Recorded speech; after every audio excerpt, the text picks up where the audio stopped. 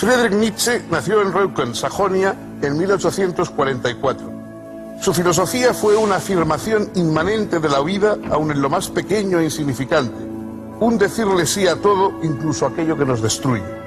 Nietzsche ha tenido una influencia enorme en la filosofía alemana y francesa del siglo XX. Ha cerrado la historia de la metafísica europea y ha anunciado el destino de los próximos siglos, la difícil tarea de la superación del nihilismo. ¿Qué tal, amigas, amigos?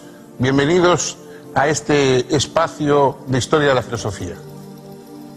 Hay algunos filósofos que han sido profesores de filosofía, aunque la mayoría de los grandes filósofos no lo fueron de modo ordinario, pero ha habido grandes filósofos profesores, como desde Santo Tomás de Aquino a Hegel, y en fin, y en nuestra época, pues probablemente la mayoría de los filósofos son de un modo o de otro profesores.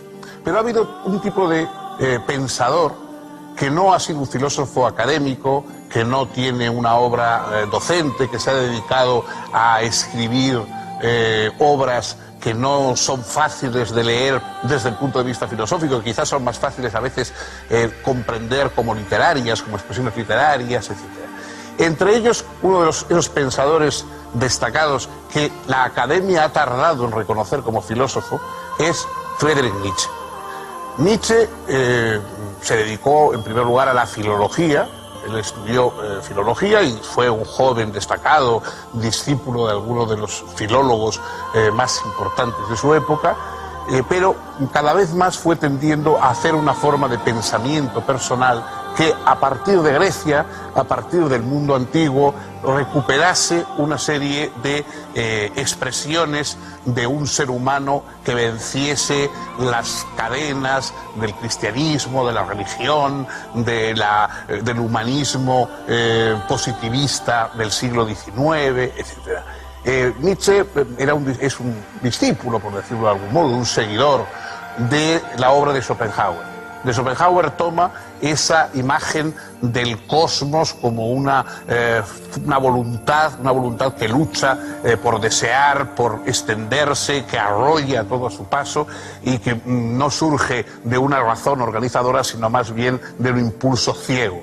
Pero, a diferencia de Schopenhauer, que ve esto como una fuente de dolor y como una fuente de sufrimiento, Nietzsche lo mira desde un ángulo trágico. Es decir, sí, hay sufrimiento, pero también hay una profunda alegría, una profunda exaltación. El propio Schopenhauer, en un momento del mundo como voluntad y como representación, dijo: quizá haya alguien que un día, esto que a mí me parece angustioso, esta idea de que todo da vueltas, de que vuelve siempre los mismos deseos, los mismos pensamientos, la misma insatisfacción, quizá esto él sea capaz de verlo como algo afirmativo, necesario, positivo, incluso alegre. Bien, pues esa persona que cumple esa profecía de Schopenhauer es Nietzsche. Él vio ese mundo que regresa, ese girar de los eones, de los deseos, de los impulsos humanos, todo ese cosmos que gira, él lo vio como algo positivo, como algo de lo que podemos ir obteniendo una superación y una exaltación personal, hasta pasar del estadio humano a algo superior, a algo más alto que lo humano, que él llamó superhombre. Huérfano de padre desde los 5 años, Friedrich Nietzsche se crió con su abuela, su madre, su hermana y 2 tías. Estudió en el Gymnasium de Naumberg y luego en el famoso internado de Pforta. De aquellos años juveniles datan las primeras evidencias de su precaria salud. Más tarde, profundizó sus estudios de filología en la Universidad de Berlín y en la de Leipzig. Allí conoció, un poco por casualidad, la obra de Schopenhauer, que lo fascinó. En 1869 fue nombrado profesor de filología clásica en la Universidad de Basilea. Al estallar la guerra franco-prusiana, se incorporó como enfermero al ejército alemán, aunque sus habituales problemas de salud le impusieron el regreso a tareas académicas. En Basilea conoció al compositor Richard Wagner, que ejerció una enorme influencia sobre él. Nietzsche entendía que Wagner representaba la renovación de la cultura alemana. No es extraño, por eso, que la primera obra del filósofo, El origen de la tragedia en el espíritu de la música, tuviera la intención de justificar las concepciones dramáticas wagnerianas. Esta obra constituye, junto con la inmediatamente posterior, Consideraciones intempestivas, la primera etapa del desarrollo de la filosofía nietzscheana. Significó el fin de la carrera de Nietzsche como filólogo clásico. Y es que los colegas de Nietzsche no supieron comprender que el análisis que presentaba no era en modo alguno filológico, sino netamente filosófico.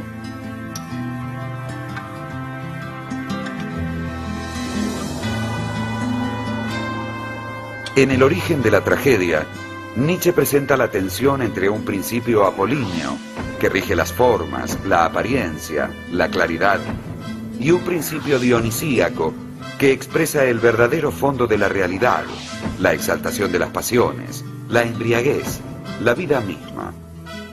Así, en la tragedia, el artista proporciona un consuelo, mediante bellas formas, frente a lo puramente dionisíaco, amenazante y disolvente.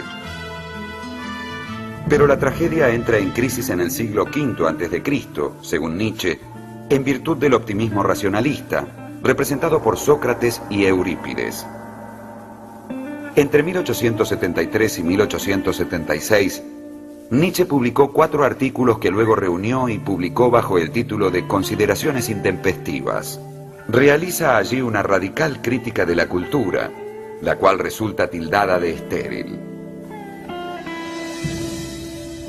En 1878 aparece Humano, demasiado humano, que abre la segunda etapa del pensamiento nietzscheano, en la que él se aparta de sus influencias y adopta una postura de rechazo de muchas de sus anteriores opiniones. En esta época abandonó la docencia universitaria y conoció a Lou Andreas von Salomé, que fue el gran amor de su vida. Junto con un amigo común, el poeta Paul Rée, decidieron vivir juntos en una especie de comunidad que resultó bastante escandalosa en esos tiempos. En 1881, Nietzsche publicó Aurora y un año más tarde, La Gaya Ciencia, obra que anunció la que sería la tercera etapa de la filosofía nietzscheana, una etapa ya no simplemente crítica, sino fuertemente afirmativa, la etapa de Así habló Zaratustra. Uno de los aspectos más polémicos y, por supuesto, más sugestivos de la obra de Nietzsche es lo que escribió sobre el tema de la moral. Una especie, diríamos, de psicología y genealogía, por utilizar su propia palabra, de la moral. Para él, las ideas cristianas, es decir, esas ideas de que los débiles llegarán al cielo, de que la fuerza, la arrogancia, etcétera, son cosas negativas, de que debemos ser humildes, debemos apoyar a los más pequeños, etcétera, todo eso le parece a él que es una trama que han ido inventando para, como una especie de legitimación de su resentimiento con toda la fuerza, los débiles, los enfermos, los incapaces, que han generado, que han ido segregando un pensamiento compensatorio, diciendo que los que triunfan, que los más fuertes, que los más arrogantes, que los más brillantes son malos, son una especie de satanes, etc. Y entonces este pensamiento anticristiano, que recupera un pensamiento más bien pagano, de decir, bueno, lo importante es que haya, no solo que la masa viva bien, sino que haya individuos superiores, que haya individuos que vayan alcanzando lo mejor, la excelencia, la dureza espiritual, el arrojo, que vayan mirando las cosas tal como son, sin complacencias ni compasiones tampoco. Este planteamiento que, por supuesto, Nietzsche lo coloca más bien en el terreno más espiritual que en el terreno del mundo del poder, de la economía, pero por supuesto da origen a unas repercusiones que a nosotros nos suena esa idea de la arrogancia, de la fuerza, de la imposición, pues nos suena a lo que fueron luego los nazismos y los fascismos europeos. Sobre todo cuando la obra de Nietzsche hizo toda su obra en un periodo de tiempo muy breve, luego perdió la razón y vivió una serie de años, pero ya sin reconocer y sin poder escribir. La obra de Nietzsche cayó en manos de su hermana, y su hermana sí que de alguna forma le dio a todo un sesgo pro-nazi, hasta tal punto de que pues, Hitler visitó la casa museo de Nietzsche, etc. Por supuesto sería injusto decir que Nietzsche es algo así como un protonazi, porque su obra, por ejemplo, él era profundamente contrario al antisemitismo, etc. Y bueno, su obra discrepa en muchos casos y en muchos puntos fundamentales de lo que luego fue el nazismo. Pero es verdad que hay algo de peligroso, algo de una ruptura excesivamente arriesgada en esa trasvaloración de la moral, esa trasvaloración de los valores que quiere poner encima lo que durante muchos siglos ha estado abajo, que quiere recuperar la fuerza y la insolidaridad individual frente al mundo de armonías y de consuelos y apoyos a los débiles, que ha sido siempre el planteamiento moral habitual. Es una apuesta arriesgada y como tal tiene efectos a lo largo del tiempo también discutibles. Entre 1883 y 1885, Nietzsche publicó Así habló Zaratustra. Sus trabajos previos lo habían llevado a la denuncia del agotamiento de la civilización europea judeo-cristiana, agotamiento que se resumía en la expresión Dios ha muerto, planteada en el libro tercero de la Gaia Ciencia. El descubrimiento de la muerte de Dios, según Nietzsche, nos pone frente al fenómeno del nihilismo. Pero ahora se plantea que esa muerte de Dios es también la más asombrosa posibilidad de crear, más allá de todo límite, en la apertura de un horizonte infinito. En Así habló Zaratustra aparecen por eso los temas característicos de la tercera etapa del pensamiento de Nietzsche: la voluntad de poder, el superhombre y el eterno retorno de lo mismo. Al hablar de voluntad de poder, Nietzsche señala que no debe pensársela como un trasmundo, al estilo de la voluntad de Schopenhauer, sino de una multiplicidad de puntuaciones dinámicas que constituyen todo. Representa el enigma de las pulsiones y expresa una afirmación radical de la vida, la misma afirmación de la vida, pese a todo, que aparece en la figura del superhombre y en la doctrina del eterno retorno. Prácticamente toda la obra de Nietzsche está formada por pequeños fragmentos. No sé si la palabra aforismos es la adecuada, son más bien trozos breves que van desde una línea hasta una página, en la cual toma un aspecto, toma una perspectiva de un suceso, de una observación psicológica, de un momento histórico, de un personaje, y con mucha fuerza, a veces con una ironía feroz, le da 4 o 5 vueltas y lo deja ahí para que el lector se quede impactado por ese meteorito, digamos, intelectual que cae sobre él. Probablemente esta forma de escribir tiene también algo que ver con las propias condiciones físicas de Nietzsche. Nietzsche pasó gran parte de su vida enfermo, vagando por Europa en búsqueda de un clima adecuado, allí en la Alta Engadina, buscando el aire puro, buscando también las temperaturas suaves en Italia. Y él tenía muy mal la vista, aparte de otros problemas físicos, y entonces escribir durante mucho tiempo le causaba tremendos dolores de cabeza. Por lo tanto, quizá los aforismos sean la medida de lo que él podía realizar de un solo golpe, ¿no? Un trabajo de horas más continuado hubiera sido imposible fisiológicamente, digamos, para él. En uno de esos aforismos, de los más conocidos, esa especie de fragmento, digamos, se titula Dios se ha muerto, y entonces cuenta que hay una especie de ermitaño que va con un candil paseando entre los hombres y diciendo Dios se ha muerto, nadie se da cuenta que Dios ha muerto, nadie le da importancia.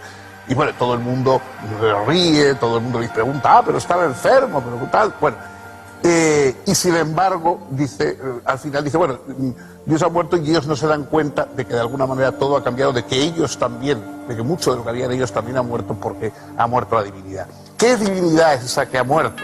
Esa frase de Dios ha muerto que no se convierte en tan tópica, digamos, en nuestra modernidad. Ha muerto el Dios del sentido global del universo, el Dios de una verdad única, el Dios que daba de alguna manera, que sostenía y justificaba la tranquilidad intelectual de los seres humanos. La ciencia, el conocimiento, todo se basaba, aunque no fueran las personas religiosas, pero todas las basaban en una especie de gran idea de sentido, de verdad, de coherencia, que era lo que se llamaba la divinidad. Entonces dice, eso ha acabado, eso ha muerto.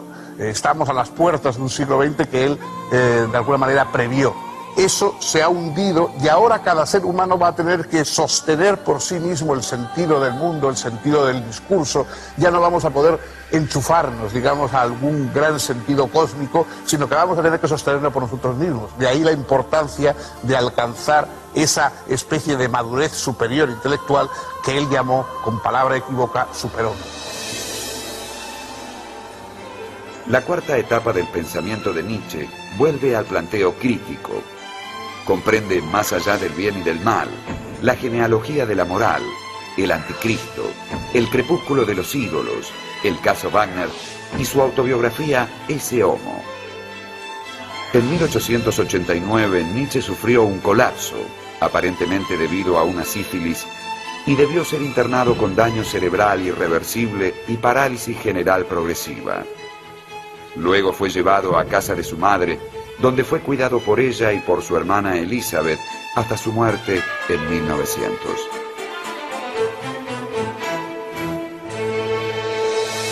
En su tiempo, Friedrich Nietzsche fue prácticamente desconocido. Muchas de sus obras fueron editadas a cuenta propia, él mismo tuvo que costeárselas. De hecho, cuentan que una de sus piezas más célebres, Así hablaba Zaratustra, lo hizo en 30 o 40 o 50 ejemplares, no recuerdo cuánto. Él intentó regalarlo a los amigos y encontró que no tenía gente suficiente, que no conocía gente suficiente para regalarle el libro. Hasta ese punto, digamos, sus ediciones y sus ventas eran mínimas, eran prácticamente un filósofo clandestino.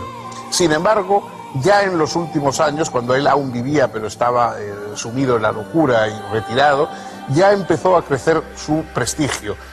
Fundamentalmente no en la academia, que siempre más bien lo rechazó, sino entre poetas, entre artistas, entre novelistas, etc. A comienzos del siglo pasado ya había una verdadera pléyade de autores que se reconocían particularmente en Nietzsche. Y eso ha ido aumentando a lo largo de todo el siglo XX. Ningún autor ha sido recuperado con tanta fuerza y celebrado con más o menos acierto como Nietzsche.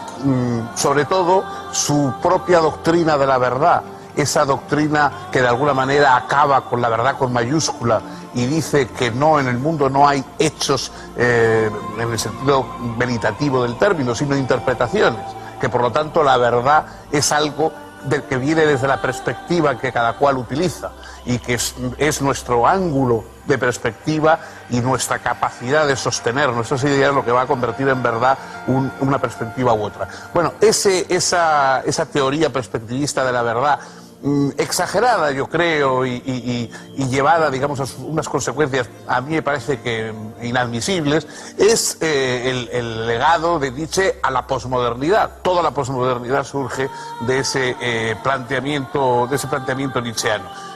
En general, su forma tumultuosa de pensar, la propia relación polémica con el nazismo, las interpretaciones múltiples de su obra, porque en los libros de Nietzsche se encuentran afirmaciones y sus contrarias casi, digamos, en páginas sucesivas. Los esfuerzos que se han hecho por convertirlo en un pensador conveniente, políticamente correcto, el desbordamiento que supone sus libros respecto a cualquier forma de sentido común, digamos, filosófico, todo eso hace de él un pensador enormemente estimulante y también, por qué no decirlo, peligroso. Y esto es todo por hoy. El próximo día, otro filósofo, otra perspectiva y esperemos que la misma compañía de ustedes.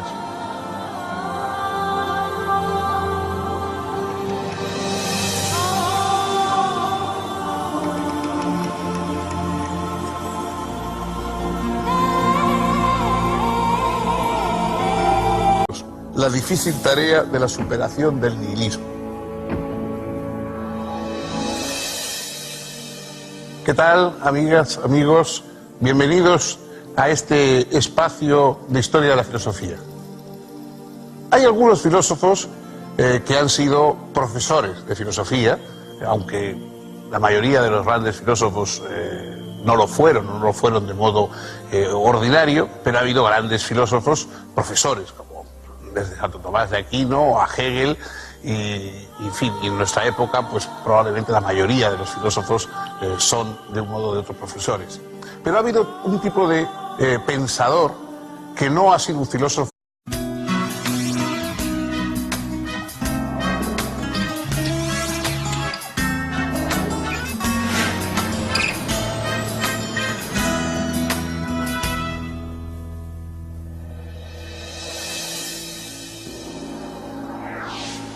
Friedrich Nietzsche nació en Reucken, Sajonia, en 1844.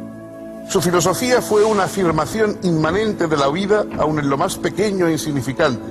Un decirle sí a todo, incluso aquello que nos destruye. Nietzsche ha tenido una influencia enorme en la filosofía alemana y francesa del siglo XX. Ha cerrado la historia de la metafísica europea y ha anunciado el destino de los próximos siglos, bien de un impulso ciego. Pero, a diferencia de Schopenhauer, que ve esto como una fuente de dolor y como una fuente de sufrimiento, Nietzsche lo mira desde un ángulo trágico. Es decir, sí, hay sufrimiento, pero también hay una profunda alegría, una profunda exaltación. El propio Schopenhauer, en un momento del Mundo como voluntad y como representación, dijo: quizá haya alguien que un día esto que a mí me parece angustioso, esta idea de que todo da vueltas, de que vuelve siempre los mismos deseos, los mismos pensamientos, la misma insatisfacción, quizá esto él sea capaz de verlo como algo afirmativo, necesario, positivo, que a partir de Grecia, a partir del mundo antiguo, recuperase una serie de expresiones de un ser humano que venciese las cadenas del cristianismo, de la religión, del humanismo positivista del siglo XIX, etc. Nietzsche es un discípulo, por decirlo de algún modo, un seguidor de la obra de Schopenhauer. De Schopenhauer toma esa imagen del cosmos como una voluntad que lucha por desear, por extenderse, que arrolla todo a su paso y que no surge de una razón organizadora, sino más académico, que no tiene una obra docente, que se ha dedicado a escribir obras que no son fáciles de leer desde el punto de vista filosófico, que quizás son más fáciles a veces comprender como literarias, como expresiones literarias, etc. Entre ellos, uno de esos pensadores destacados que la academia ha tardado en reconocer como filósofo es Friedrich Nietzsche. Nietzsche se dedicó en primer lugar a la filología. Él estudió filología y fue un joven destacado, discípulo de algunos de los filólogos más importantes de su época, pero cada vez más fue tendiendo a hacer una forma de pensamiento personal